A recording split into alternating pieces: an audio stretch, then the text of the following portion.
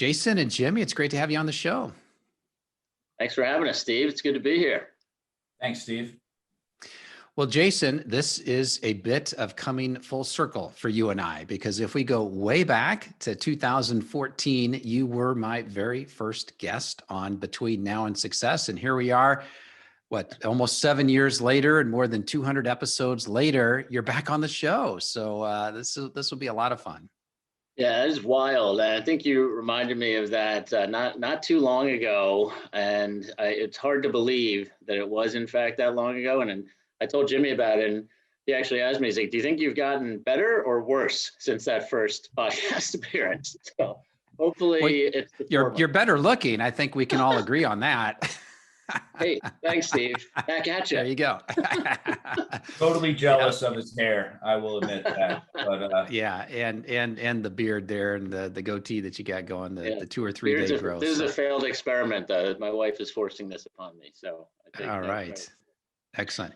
Well, certainly a lot has happened since 2014 at the time that we're having our conversation here in 2021, and in the world in general, and I would imagine in the PR world in particular. And certainly for the two of you, things have changed here as well a lot, just in the past few weeks and also in the past few years. So we'll dig into that here in just a little bit, but I really want to start with talking about PR.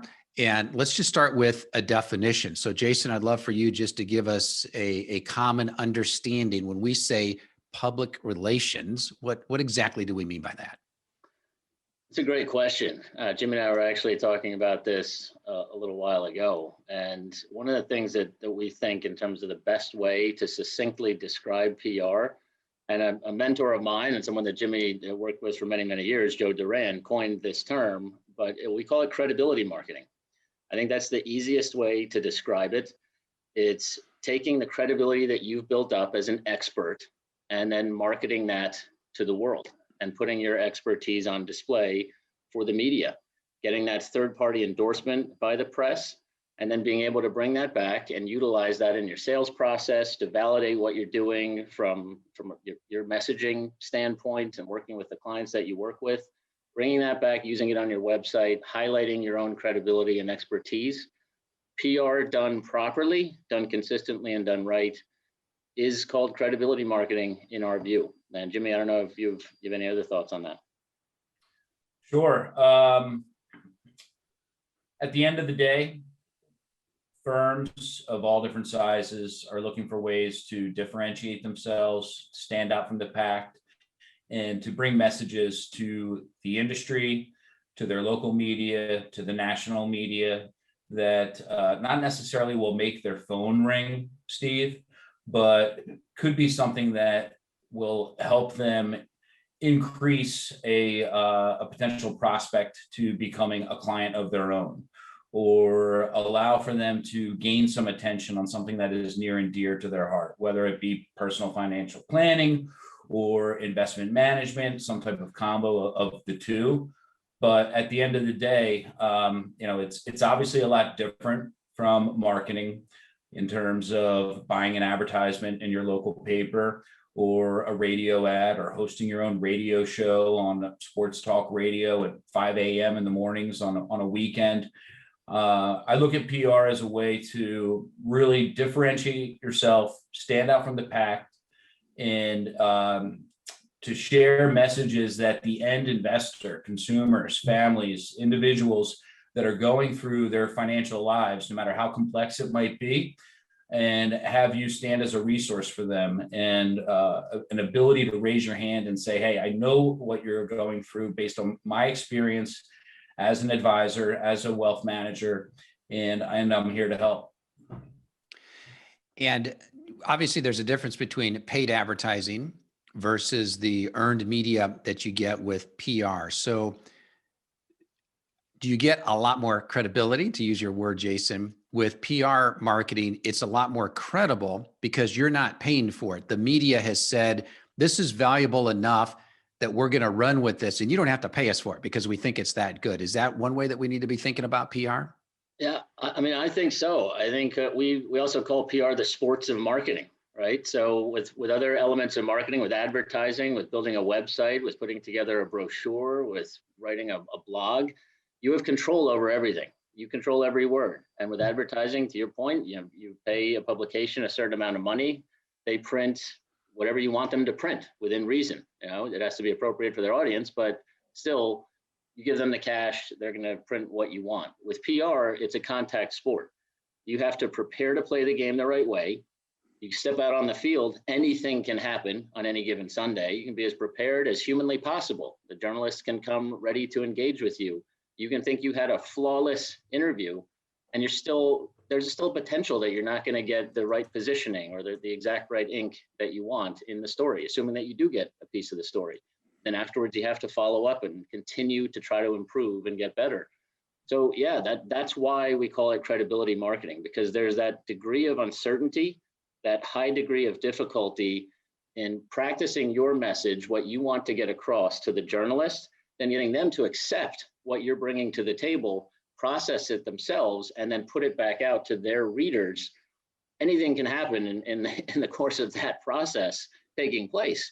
So that's why, in our view, it's very different, and why that credibility component is there. I would add to that, Steve, real quickly, if I could. Mm-hmm. If you're going to be buying a Volvo or a BMW, you're not going to be looking at the Sunday paper and making your decision based solely on cost, whether it's a lease or a purchase.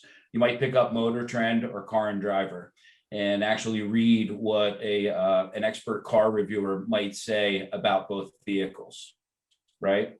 So for me, I look at financial services PR as the same way, and that doesn't matter if the client has a purely B2B message or they're trying to reach consumers. It's the same thing. It's sharing your messages and your expert insight with the media, with the reporters that you mentioned, in order, again, to help differentiate yourselves and to share people what you know. Yeah, and I want to zoom out here, and then we're going to zoom back in and go into some more details, but I want to zoom out and go to a 30,000 foot level, so to speak.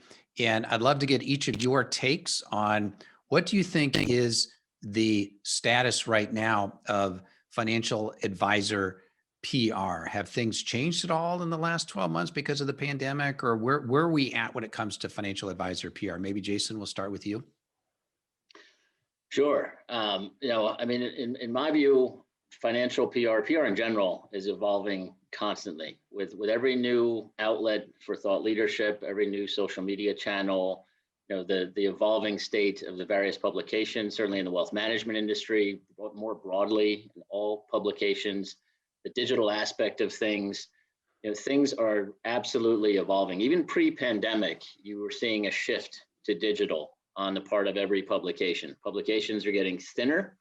The ranks of reporters at these publications were lessening, but the appetite for content is increasing exponentially. I mean, they need more content. People are ravenous for content, and the publications are no different.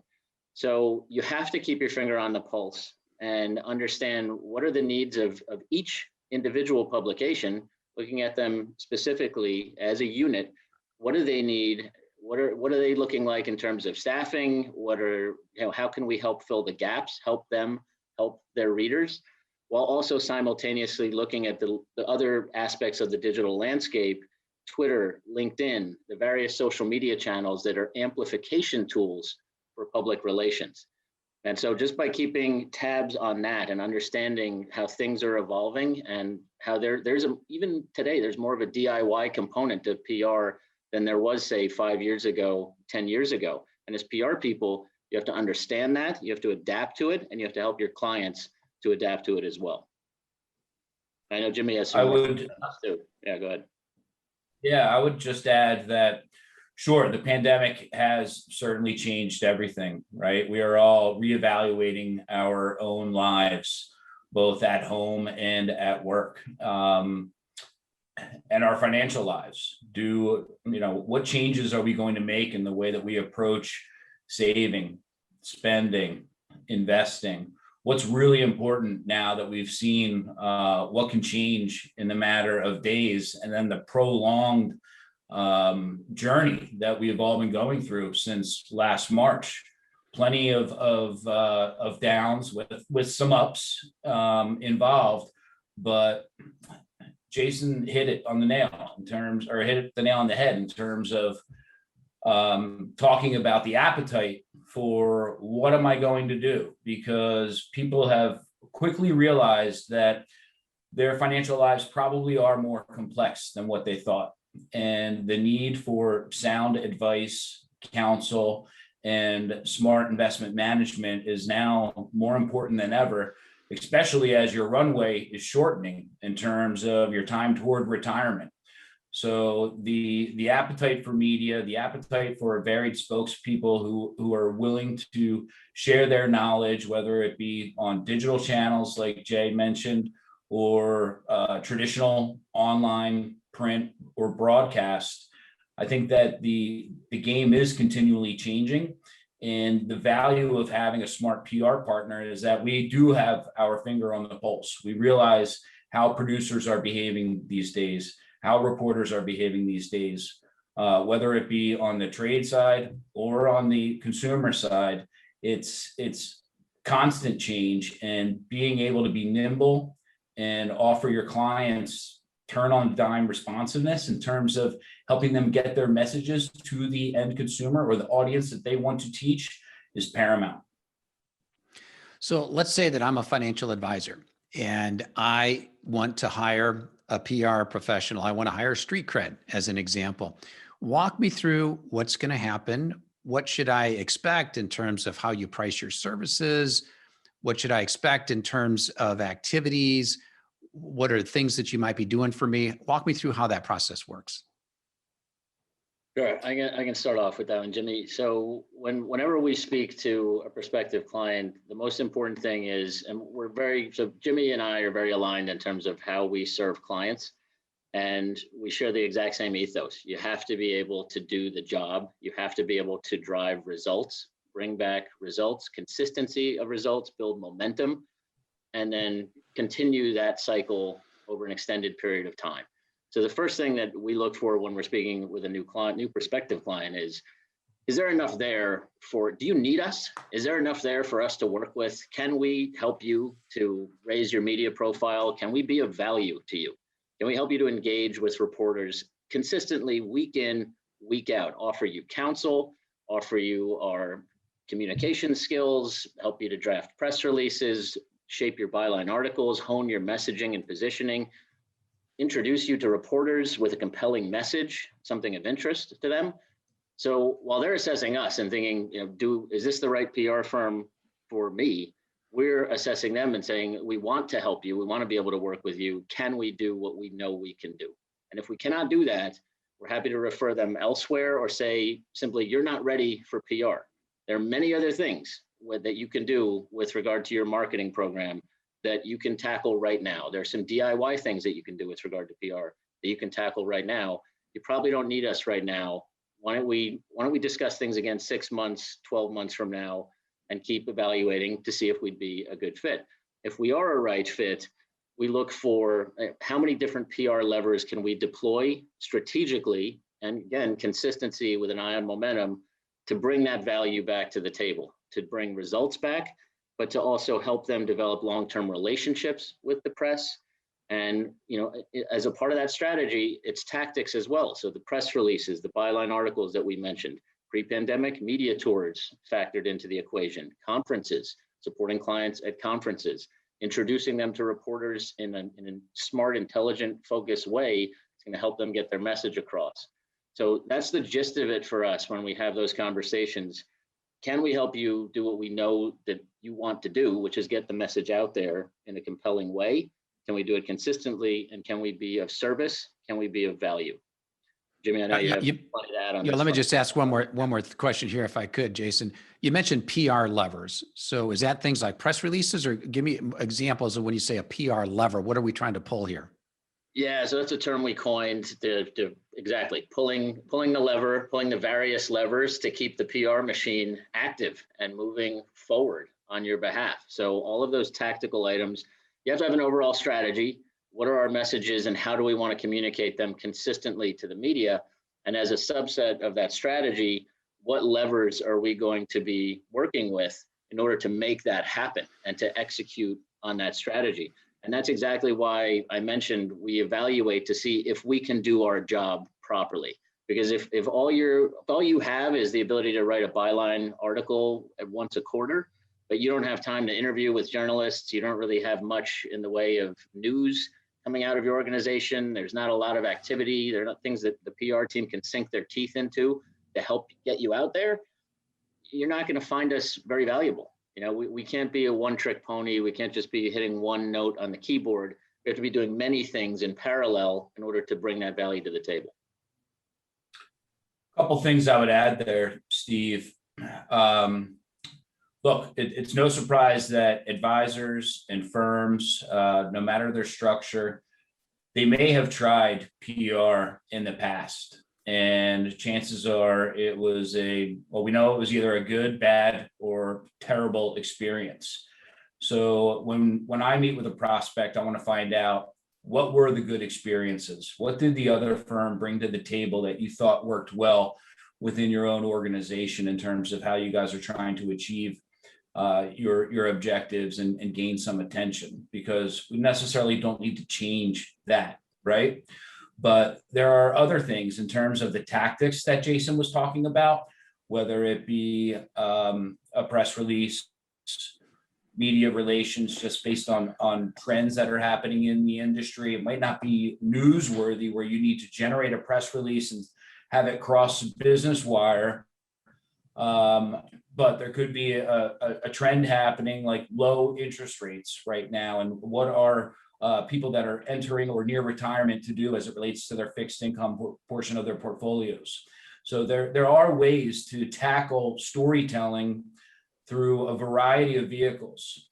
But I think the most important thing, and I'm not going to give away too much of our secret sauce here, and I know that these exist across the PR ecosystem, if you will, that, and Jason was hitting on this, the best PR campaigns, the best relationships are those where everybody has accountability, right? I am not able to help Sandusky Wealth Management become a media darling unless you're invested in the process. And what does that process entail? It's going to be regular touch points where we talk about where we have been, where we are, and where we are going. And those regular touch points where we work with an interactive campaign calendar that captures all of our activity helps take that grayness out of public relations. I fully realize that if you are going to be doing a advertising campaign across the industry periodicals, you know what you are spending and you know what you are going to get, whether it be via print or banner ads. When it comes to PR, it's a little bit different. We are merchandising stories. We are storytellers here for our clients, right? So, and not every story is going to find a home, unfortunately. But the way that Jason and I are approaching the campaign management and the engagement with the client in terms of the mechanics to make the campaign sing, they soon realize that, yeah, they are going to have to invest time with us and our team if they want to get a good return on investment in terms of working with us. Now, can you give me an example of a financial advisor that maybe a lot of the listeners would be familiar with that you think is doing a great job on the PR front? Now, maybe it's just DIY, maybe they're just a celebrity in the industry and they're a huge hit on Twitter or whatever, or they're in all the trade magazines. Could be a client of yours, for example, but give me an example of someone who you think is doing a great job and what is it that they're doing that is such a success for them on the PR front? Well, I'll take this one first, Jimmy, and you know, obviously I'm biased here, but I have to give a shout out to our client integrated partners.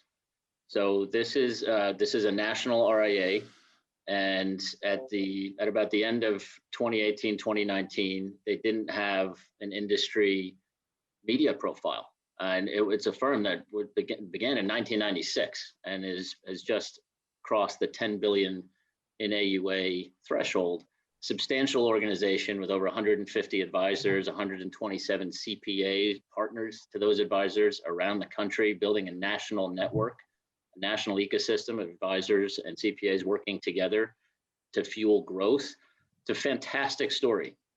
And they decided a couple of years ago that they wanted to get serious about PR and marketing. And I had the benefit of going in-house at Integrated, going back to my United Capital roots, where I started at the industry long ago. Kind of reminds me of this podcast opportunity. It was your first guest on the podcast. Hopefully I've gotten better in the 8-9 years since, but they have a fantastic story.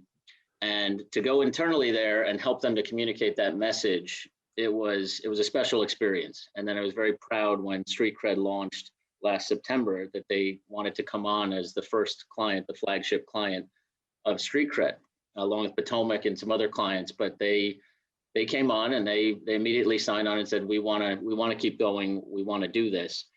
And Jimmy touched on this a minute ago. You have to buy in. You have to help us help you. And when you provide your PR team with a compelling story, full engagement, you run out on the field. If PR is the sport of marketing, when you step out on the field, you better leave it all out on the field. Come to play, come to compete.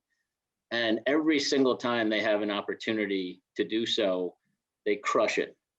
And that is a great example where within the span of a very short period of time, a company that's been in business for 25 years, but in a very short period of time, they decided we have the engine, we built the foundation, we're successful, we're growing. Actually, they were just ranked the fastest growing RIA in the US by Smart Asset overall. And so if you're that fast growing firm, your media profile has to match. And so they've fully embraced it. They've decided to run with it. And I think they're enjoying the experience, and hopefully they'll let us do a case study at some point. Well, so tell me more though about what exactly are they doing? Is this, they've got 12 articles placed in 4 different trade magazines, they got press releases, they've got keynote talks at industry conferences, all of the above. I'd love for some specifics on what you help them do. That's a fair question. I mean, they're to go back to the levers that we talked about. They are pulling all of the levers. They're using them all in parallel. So they are putting byline articles out there. They're putting press releases out consistently about advisors joining. They're putting thought leadership by way of those bylines. Pre-pandemic, in 2019, when they put over $2 billion in assets onto the platform, onto the national network, we had them in Manhattan probably at minimum once every 2 to 3 months. And they would go around New York City, speaking with reporters, telling their story, engaging with journalists, shaking their hands, getting to know them. Now, all of that behavior has obviously changed in the pandemic, but at some point, we'll be back. Things will open up. People will be vaccinated, and the media tour will come back into play. Always being open for introductions to reporters, just full engagement, active on social media. When you do all of these things together and they're in synchronicity, that's when you see the magic happen. And there's no formula, to your point of, is there a right quantity of press releases or bylines or interviews? PR is not formulaic. It does not follow any set pattern. Every client is different and they're unique. Some value us much more for our coaching and counsel than they do for the tactical activity. But in this case, they value it all. They have the tactical activity. They have a good strategy of how they want to bring on advisors. And they look to us to guide them as they engage with the media. Yeah, and I remember back in, maybe it was 07, maybe 08, Jason, when you were at a previous PR firm and we had hired you at Peak Advisor Alliance, and you took me and Ron Carson into Manhattan and we did a little circle tour, the media tour to a lot of different of the industry trade magazines, and had some interviews. So that was a lot of fun. But another question that I know a lot of people are going to have here is, how do we measure the return on investment with PR? So you mentioned all these levers here, and I know that it's not, well, we do A and we're going to get B activity as a result of that. But what are some ways that you think about how a financial advisor should think about what ROI should I expect on my PR investment? Jimmy, I'll let you take this one. I feel like I've been rambling. Sure, you give me the hard ones, Jason. Thank you. Exactly. Well, you're the new guy here with the company. That's right. But not new to the industry. Right. So again, ROI, it is a little bit harder to measure, right? Because you might look at it as if we have these objectives and are we checking the boxes as we go through the tactics to try to achieve them?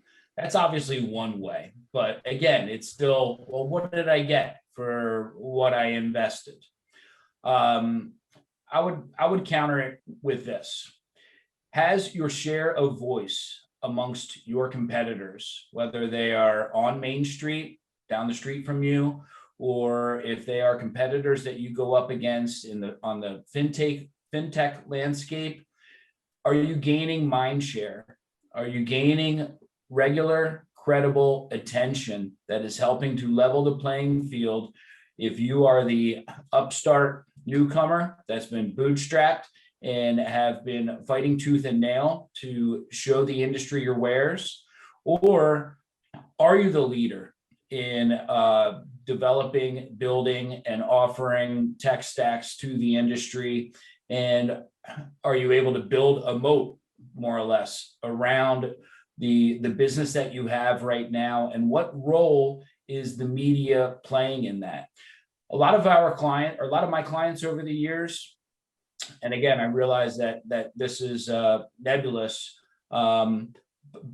but they will notice as media begins to come to them for their thought leadership or for their thoughts on a particular matter, versus us having to cry or scream from the mountaintops, hey, check out so-and-so and what they've just launched and how this is going to improve the lives of advisors via the way that they handle their client needs, onboarding or connecting with them through communications channels or whatever it might be.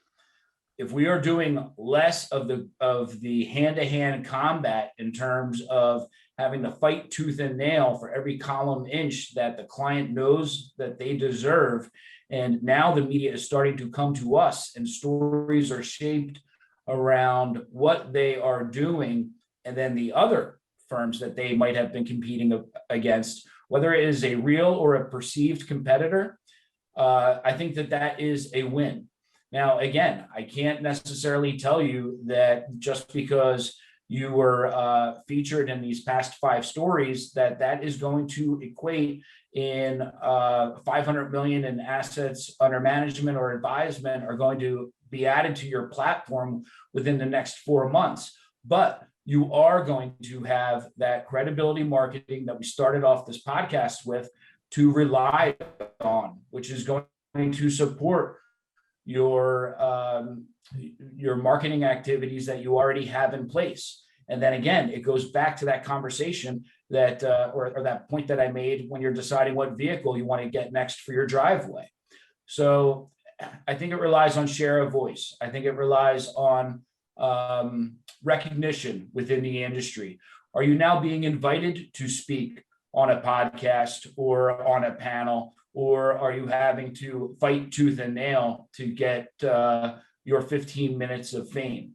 So, again, it is a little bit of gray and not necessarily black and white, Steve. But I think quarter over quarter, year over year, when you are able to line up the wins against the objectives that have been set, that's when you are really able to see the payoff. And final point on this, Steve, I'll just say real quick, we ask our clients constantly, are you seeing the value? Are we providing value? Are we of service? Is enough happening? Is this making an impact? And to Jimmy's point, there's no direct line between the amount of media coverage to the number of times your phone is going to ring. But when we hear from advisor recruiters at some of our clients or from another client about a certain article generated X number of inbound prospective client leads, those things do happen. They're not uniform. And from one client to the next, it's never the same, but they are watching and they can feel it. It's a vibe. It's a sensation. They understand that this is powerful. And if deployed the right way by their sales and marketing teams, PR can be a real adrenaline shot into the growth of your business. And Jimmy, we got an example from Jason here a moment ago about a firm that he was working with. I'd love to hear an example from you. You've got a long history in the PR area. I know you've had some very high profile clients that you've worked with. So give me an example of an advisor or some other professional that you've worked with, and maybe some of the things that you've done from a PR standpoint that really increased their share of voice. Well, if it's okay, I was actually thinking of someone that I don't have a professional relationship with, because you were asking for examples in terms of who's doing it right. And I will not pretend to know all of the secret sauce that Josh and Barry are sprinkling on their marketing efforts, but Ritholtz, kudos to them in terms of what they have been able to build, in terms of the awareness that they have for their firm, both on the firm level, but then also on the individuals that are making that firm stand out. Again, I'm not going to pretend to know Josh's story inside and out, but just the fact that, when he launched the Reformed Broker, that was at such an opportune time as the world was changing from a commission-based industry, and he saw the writing on the wall, and he made the jump towards fiduciary, right? And then he was able at that point in time to not necessarily cry foul on how some people are doing business, but he was able to highlight the fact why working with a fiduciary matters. And then on top of that, my God, talk about being authentic, whether he is on CNBC, Instagram, or Twitter, Facebook, you name it. You feel as if you, want to have a beer with this guy. You want to pick his brain in terms of his thoughts on the future of the industry.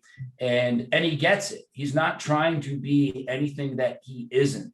And I think that is key to a successful PR campaign, in terms of making sure that you're being true to yourself, and the messages that you are bringing to the marketplace really do ring true to the audiences that you are trying to reach out to.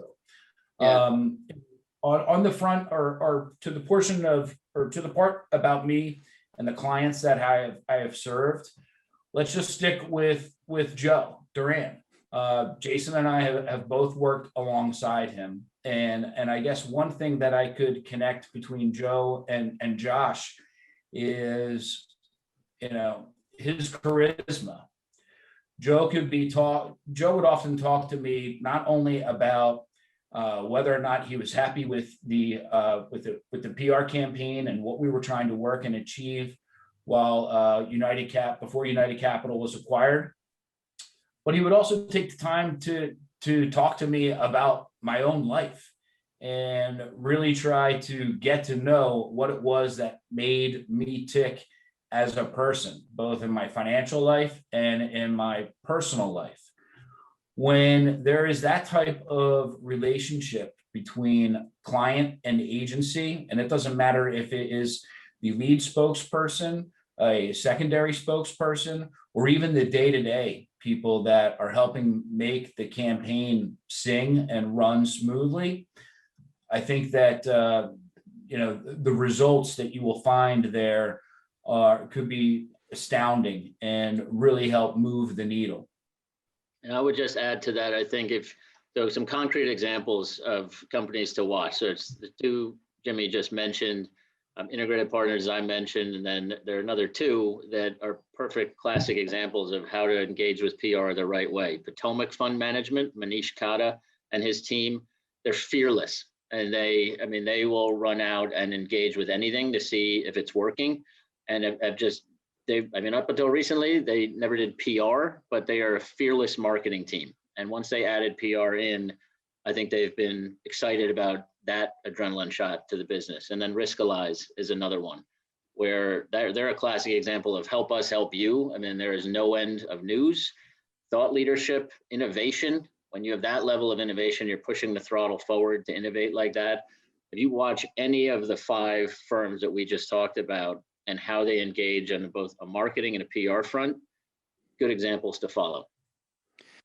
Yeah, so I've got a lot of questions here. I don't know if we'll be able to get to all of them, but let's take Josh Brown, Manish, as you mentioned there. Let's take those 2 in particular. They're feisty. I mean, when I see them on social media, these guys have an attitude.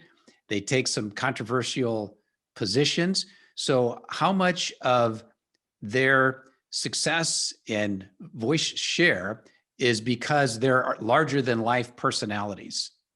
And, Joe Duran, of course, is in there as well, probably prior to the Goldman Sachs days. I think he's got to be a little more corporate now. Yeah, well, it's a great question. I mean, to Jimmy's point, be authentic, within reason. I mean, you want to be appropriately authentic. And you also have to understand the difference between what you're doing on social media, which is a totally different animal than it is with print media. And when you're engaging with reporters, there are many things you can do on social. It's like the Wild West of communicating. That's another tip for advisors, by the way. Every single thing you do on social media is public. And it's all fair game. You could find anything that you tweet or put on LinkedIn can show up in an article by a reporter. That is completely fine. And you effectively put it out into the world. It's the same thing as putting a press release out. You said it, they can print it. So that's something that they should be aware of. But, authenticity counts. It matters. Reporters like an opinion. They like you to have a view. They're not looking for someone to come in and be safe and neutral and dull and just, spoon feed them their own message. That does not work. Now, reporters have editors, they have deadlines, they have readers, they need to please these constituents. And if you're coming to the table with some, your talking points and you're unwilling to budge off of your talking points, you're not going to get any ink, more than likely. And if you do get any, it's going to be, something tossed in there, really disjointed and not really helpful to you. So we do love spokespeople who come to engage and with that full enthusiasm and energy. Again, back to sports, you step out on the field, get after it, get out there, enjoy it, be you. And Potomac Fund and Manish is a great example. They're fully transparent. They even just launched a Build in Public campaign, effectively building their whole business for the world to see. The good, the bad, the ugly, everything, fearless. And people love that, so Jimmy, I don't know if you have any other thoughts on that. I think one thing that Manish and the team recently did that I thought was just absolutely brilliant was their April Fool's joke. So right now, NFTs are all the rage. You can't look at any financial periodical online or in print and not find something about NFTs. So the team at Potomac decided to, let's have a little bit of fun with this. And they launched their own set of NFTs with headshots of the team.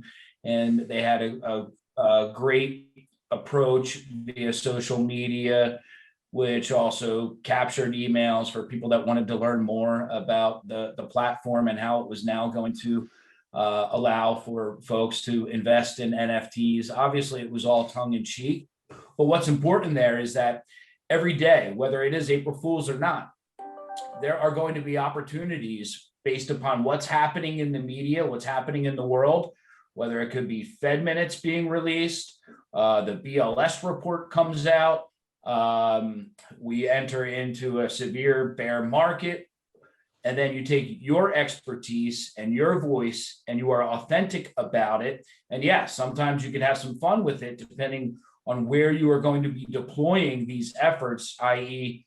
Twitter and other social media platforms. And when those two things come together, that's when that real magic can happen. And Steve, I'm sorry, I forget the word that you used in terms of describing their approach, whether it was aggressive or not. It takes a little bit of aggressiveness and it takes a little bit of in your face in order to stand out. Because I find myself, whether it's work related or if I'm following my favorite sports team, I gravitate towards the people who are really trying to share what's on their mind in the most authentic way possible. Yeah, and I think one of the ways that I think about it is, and I think the word I used was feisty. And Jason, I think both of you have touched on this in our conversation, as far as if you're working with the media and they're asking you a question or they want your opinion on something, let's think of that as a spectrum from 1 to 10. So 1 would be, I'm on this side of the question, and 10 is I'm on the exact opposite side. Well, if your response is a 4 or a 5 or a 6, it's kind of right in the middle or just to the left or just to the right. It's like, who cares? I want to talk to someone who's going to be on a 1 or a 2, or someone who's a 9 or a 10, because those are the edges, those are the fringes. And I think that's what's going to get people's attention. So is that essentially what you guys are talking about here, when we've got to have an opinion? Otherwise, who wants to listen to you? Absolutely. Why be a Me Too voice? Why say the same thing that they can get from any advisor from anywhere, right? Have an opinion, share it, and be loud about it, because that's what's going to be memorable, both to the reporter and to their audience, assuming that if you are memorable and you do show some passion, that's what's going to show up in the print or in the video segment or on the podcast. Yeah. And I think of Ken Fisher, he's got some great advertising, and we'll see ads out there that'll say something like, I hate annuities and you should too. And then just yesterday, I happened to be talking to a financial advisor, and he was upset that Fisher would talk about how he hates annuities. So he said, what I did was I wrote an article or a little booklet on why I love annuities, and you should too. So here we've got 2 guys that take diametrically opposed positions on the same issue, and that's what makes markets ultimately. So yeah, so we've got to have a strong opinion one way or the other, I think is helpful. And Jimmy, I want to go back to you here for just a second. A few minutes ago, you were talking about Josh Brown and using him as an example of someone who's really done some nice media work. So is he, to your knowledge, is he working with a PR firm? And if so, do you know what the PR firm is doing? Or is this just do it yourself, and he's out there just really making a name for himself because he's just really intuitive about how to grab media attention? Yeah, he's been on the record in terms of never using a PR firm. So believe me, I'm not trying to shoot myself in the foot here, nor Jay, but we were talking about do it yourself. He is the leading example in terms of how you need to be and where you need to be should you want to go about it on your own. But not everybody has his charisma. Not everybody has his personality. My father used to love watching him on CNBC during his retirement, and my dad would be at home day trading. I think he was doing it just to stay away from my mom, but he would always reach out to me and say how much he enjoyed watching Josh, because he was different than everybody else. He was self-effacing. He would make jokes live on television. He would tear apart a stock or an ETF that is just not performing well, like you would a running back on your favorite NFL football team. So it's that level. Again, it gets back to being authentic. And I think that is really what has helped him and the entire team, whether it's Michael or Barry or whoever. They lean into that, and kudos to them. Yeah, and I think, if you follow them as we do, everyone that joins the firm creates their own unique voice and their own blog strategy, and they're a content machine. They're just consistently putting thought leadership and opinions and authenticity and their viewpoints out for the world to see. Again, going back to that fearless aspect of what they do. And if you have the bandwidth to do that, if you have the time to do that, the team to do that, you don't need us. You don't need a PR firm out there promoting you. Reporters' emails are not secret. They're not, we're not the only ones who can communicate with a reporter. We've just been doing it for a long time. We're very good at it, and we do it consistently, and we understand the media landscape very well, as does Ritholtz and Josh Brown and company. Michael Kitces is another great example of this. He doesn't have a PR guy. he's Michael Kitces. He's creating more content than most people can create. And over the course of 10 years, he's doing it in 1 month. So when you're that level of sophistication and you're that focused in terms of your thought leadership, your intellect, and the firepower that you're bringing to the table, you typically don't need PR.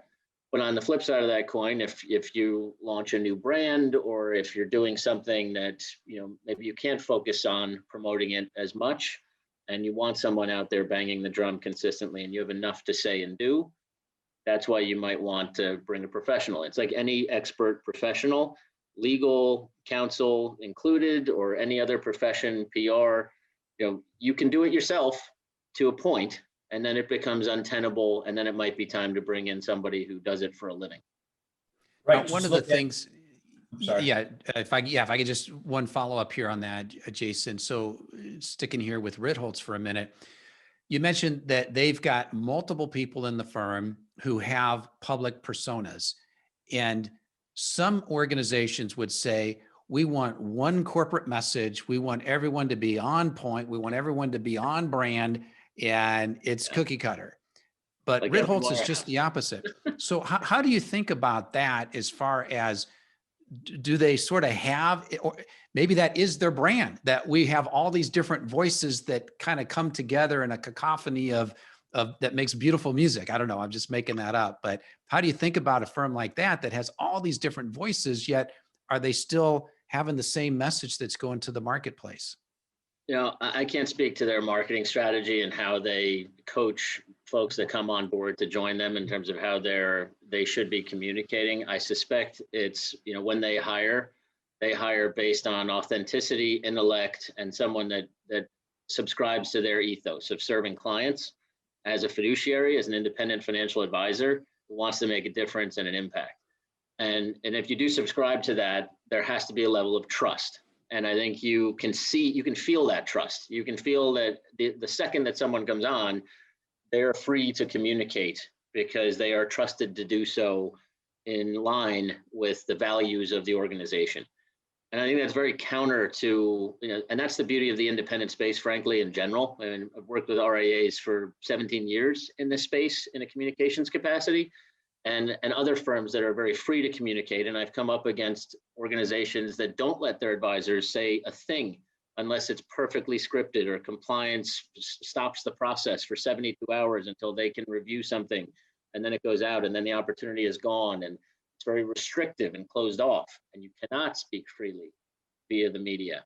It's two different worlds. And so there has to be that trust, that authenticity. I think if that's there, then I think you need to empower your people to go out and represent the brand in the way that's befitting what you want to accomplish.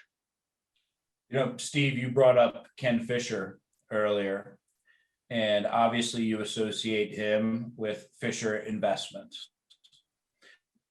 And then on the other end of the spectrum, we were talking about Ritholtz, or you could pick any firm where there are more than one spokesperson. Look, not every investor, not every family, whether you're affluent, mass affluent, ultra high net worth, or high net worth, looks the same, right? And there is the what happens if I get hit by a bus syndrome or problem that could exist out there. So I would encourage firms to have multiple spokespersons, to lean into the subject matter experts at their firms, because you don't want to put someone forward in front of a reporter or at a panel seat and have them speak to something that they only halfway know, when there is someone else that might be junior or might not have as much of an industry reputation, but knows the heck out of the topic that they were invited or the opportunity is around. I would suggest you use them. And the person with the ego, you know what? You're going to have to suck it up, because this isn't where you play best. Let's play to our strengths and think about it through that lens, because, you know, I couldn't name one other person or one other executive at Fisher Investments other than Ken. And I'd be surprised if either of you two could also. I don't know. Yeah. So let's talk about mistakes that you can make in PR. Now, it's interesting because I spend a lot of time on social media. I see some advisors on social media who are very prominent and very large firms. And I'm thinking to myself, I'm not sure that I could say that or that I could pull off what they're pulling off. So, is there any advice that you would have for people in terms of mistakes to avoid in this area? I have just two quick ones with regard to social media and PR, and then I know Jimmy has a few, but one I would just go back to the piece of advice that just watch what you say on social and understand that it's all public. So you think you're having a little Twitter chat with another advisor and you're going back and forth on a subject that maybe you think is just between us and we're having a sidebar, but except it's in the reply section and anyone can see it. That entire conversation can become an article, and your opinions are going to show up in print, or very well can, and that happens all the time. And there's shock and there's dismay and horror when someone sees themselves quoted and they don't recall doing an interview with that publication. Yeah, you didn't, but you effectively did when you tweeted about it 10 times, thinking that was going to be maintained in the Twitter sphere. And another Now, thing, does a periodical have any responsibility if I tweet something? Should the periodical reach out to me and say, "Hey, Steve, just to let you know, we're going to quote your tweet in our upcoming article"? Is there any, No. so no obligation whatsoever? Not at all. I mean, some will give you the courtesy of doing that, and that's great. Many would say, you said it and you tweeted it and it's public, we can now use it. It's the same thing when you're on an interview and you're saying, so off the record, so, and then you launch into something that should not be said on the record, and the journalist never acknowledged that it was going to be off the record. That's actually another mistake that's often made. You don't get that confirmation that it's off the record, and you go ahead and launch into this, just between us conversation. If it's not agreed to, it's not off the record. And furthermore, you should never say anything in an interview that you don't want to appear in print, because mistakes do happen. And there is no guarantee that the reporter is going to say, just because we said it was off the record, I'm going to keep this out of the article. They may very well say, like, you know what, it's so juicy, I got to run with this anyway, and let's throw caution to the wind. So that's another risk that you take. And the final point that I would make is watch how you go after reporters on social media. If you don't like the way something came across in an article, it's the same as text or an email. The tone in a tweet and a text and an email, and when someone reads it, can be vastly different than the way that you intended it to come across in a conversation. You have to be aware of that. If you go after a reporter for a way that they positioned you in an article, or another way, in any other way, it's not to say you can't criticize and that journalists are always right. They're not, like anyone else. They make mistakes. But there's a right and a wrong way to approach, to have that conversation about, maybe you took this out of context, or can we have a conversation about this so I can clarify for you? Pick up the phone if you have to, but calling someone out publicly and embarrassing them, and particularly doing that for reporters who write articles, if they include you in a way you don't like, is not a good practice. Jimmy, I don't know if you have any other do's and don'ts. Well, I would add that I would encourage people in their existing PR firms, or if they would want to work with us, to make sure that, and this isn't really necessarily a mistake, Steve, but it might be more better defined as a missed opportunity. So let's say you achieve some corporate milestone. You are now a $1 billion firm, or you've acquired a firm across town or across the country. Don't just rely on the press release to tell your story, because not everybody is going to find it. Sure, guys like Jason and I are going to make sure that the media knows it, but there are other ways to amplify and share that message, getting back to those vehicles, those tools that we talked about earlier. Some people might like to consume their industry knowledge and or happenings via LinkedIn, via Twitter, via a blog, via your own podcast, if that's the route that you are going to go. I think that oftentimes too many folks think a little bit too myopically in terms of not being able to squeeze as much juice as they can from whatever piece of fruit they have in front of them today. So I would offer that to everything that Jason just offered. I want to talk about pricing here in terms of what does it cost to hire a PR firm? And I'm sure pricing is all over the board depending on the kind of firm that you want to hire, but can you give me some idea of the range that an advisor should be keeping in mind if they're thinking about hiring a PR firm, and maybe the different level of services that you might get at some of the different price points? So how does the pricing work for a PR firm? Firstborns.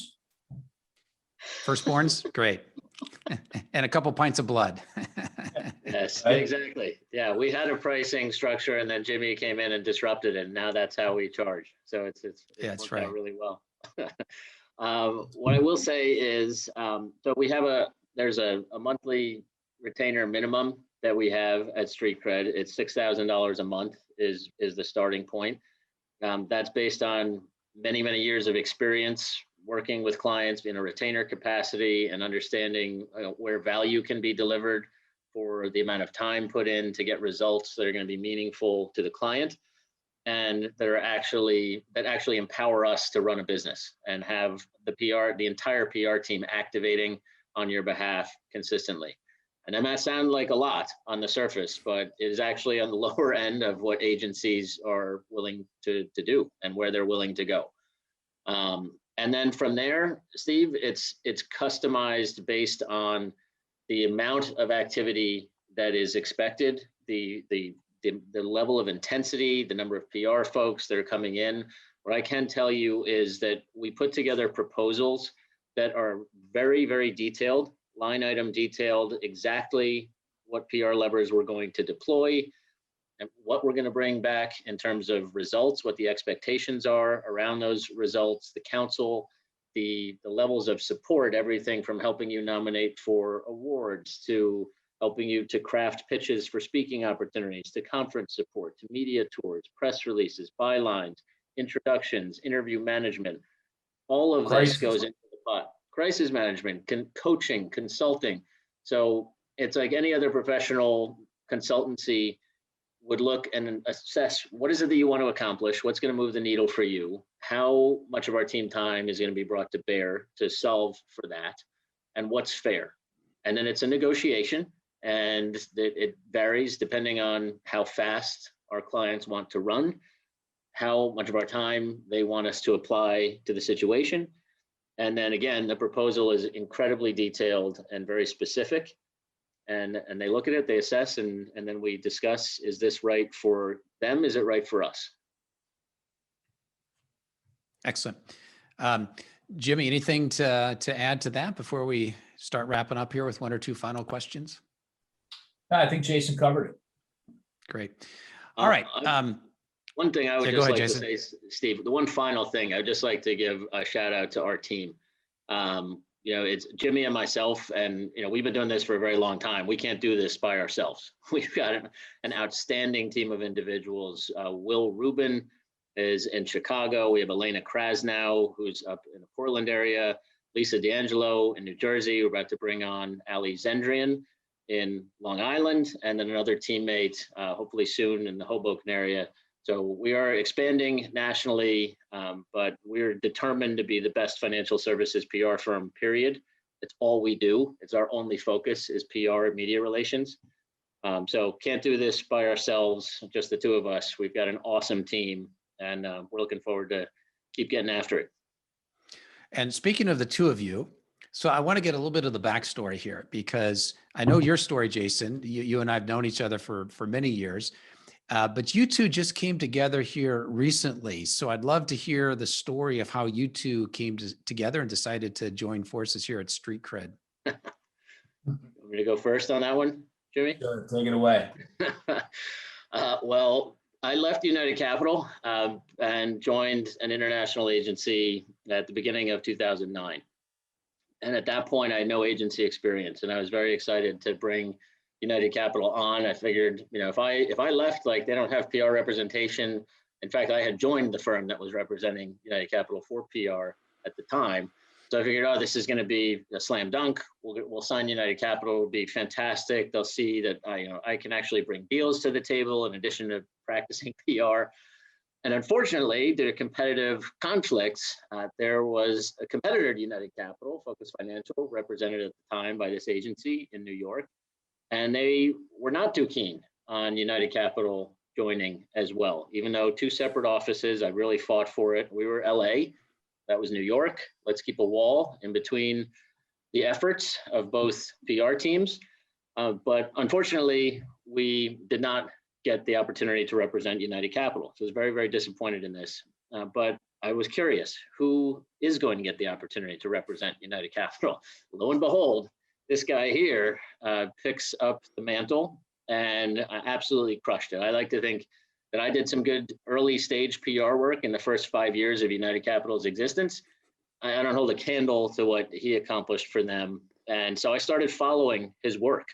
And I mean, I owe a lot of my media contacts solely to the fact that Jimmy was representing United Capital, and I would watch where they would get covered. And then as I built up my own client base at the agency, I would go and follow, and it's like picking up a trail of breadcrumbs and finding where did he get his clients covered. And we joke about this all the time. And so I was able to get some inroads with some journalists simply by watching this guy work. And then we had the good fortune of meeting at some conferences many years later. We found that we were 100% aligned in terms of client service and how hard we work and the results that we wanted to bring back to the table. We both geek out about media coverage. When we get clients in the press, we freak out and we get excited about it, and we want to celebrate with our clients and celebrate them. So, it turned into a friendship over time, a healthy respect, and then looking at it from that perspective, turned into friendship, turned into talking about, like, what if someday we're able to work together. And then so, very fortunately for me, for StreetCred, that day has come. So I could not be more excited to work with the great Jimmy Moock. So there's one part that he missed, Steve. Okay, hear it. The early days of when I was doing PR for Joe and the team at United Capital, I would see Jason either socialize or share or remind the industry that he, in fact, used to do the PR for that firm, and talking about those competitive juices between the two of us. Back then, I used to get a little bit aggravated, wondering who this joker is out in California talking Just about. set the table for you. Yeah. Thanks, Jay. I appreciate it. But everything else that he offered is 100% true. And I think it was Market Council where we first met, and we shared some time together while at the trade show. I believe it was Miami, Jason. Yep. And we did strike up a strong friendship, literally immediately. And it's been great getting to know him more and more as the years went on. And I'm really pumped to be alongside him and Will and Elena now. Great. So Jimmy, you're out on the East Coast, is that right? Yes, I am I'm about a half hour north of Philadelphia in Yardley, Bucks County. Excellent. And Jason, you're in Southern California, living the laid back lifestyle. That's right. I'm just chilling here in LA, hanging back. Nice. All right, guys. Well, hey, I think we'll go ahead and wrap it up here. So what's the best way for folks to reach out to you or to continue to follow you guys, whether it's on social or elsewhere? Sure. Go ahead. To you. At Jimmy Moock, JIMMYMOOCK, or Jimmy at StreetCredPR.com. Yeah, we'd like to keep it simple. Jason at StreetCredPR.com or at Jason Lahita. And then the StreetCred Twitter handle is at StreetCred_PR. I made the mistake of actually screwing up our own Twitter handle on a social post the other day, so I'm keenly aware of this. Excellent. All right, guys. Well, this has been awesome. It's great to spend some time with you, Jimmy, for the first time. And Jason, great to catch up with you again. So I think maybe same time, 7 years from now, we'll do this again. So I think we're on a 7-year itch here with our podcast cycle. So I'm sure a lot will change here over the next 7 years, and it'll be a lot of fun. So thanks, guys. Appreciate it. And thanks so much for having us, Steve. I mean, you're awesome. Always great hanging out with you, and hopefully did a little better than we did in 2014. Well, I do remember back then we had to do 2 or 3 different takes, because I think the first time we had a whole lot of background noise with a heater or something, and we couldn't get the bugs worked out. So we had to do 2 or 3 different takes on that one. But I think we're kind of dialed in at this point for sure. Nice. Fantastic. Thanks so much. right. Always a pleasure, sir. Thank you, guys. Appreciate it, Steve.